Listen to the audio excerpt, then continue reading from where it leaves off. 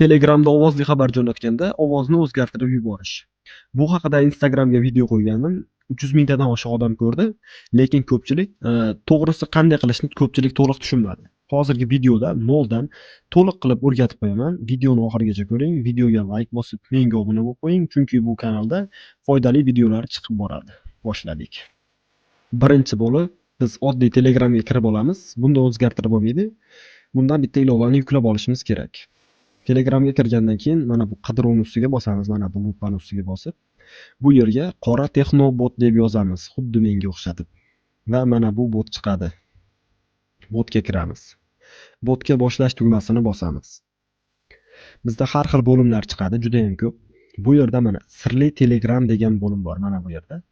Shuni ustiga bosamiz, bot bizga Telegramni boshqa bir versiyasini tashlab beradi. Shuni yuklab olamiz. Mana buni yuklab olgandan keyin shu Telegramni ochamiz. Shu Telegramni ochganimizda endi bironta do'stimizning lichkasiga kirib olishimiz kerak yoki saqlangan xabarlarga. Qizig'i yo'q, qayerga bo'lsa ham bir marta kirib o'zgartirib olasiz, bo'ldi. Kirganimizda mana bu 3 ta nuqta bor qirg'oqda. Misol uchun mana saqlangan xabarlarga kirdik, 3 ta nuqtani bosamiz va ko'p bo'limlar chiqadi. Bu yerdan ovoz o'zgartirgich deganni bosamiz. Va mana bu yerda 16 xildan oshiq adashmasam ovoz bor. O'zimizga yoqqanini tanlaymiz. Misol uchun mana xirilgan. Endi bemalol ovozli xabarni yuborishimiz mumkin. Shu ilovada ovozimiz o'zgarib boradi. Albatta buni sinab ko'ring.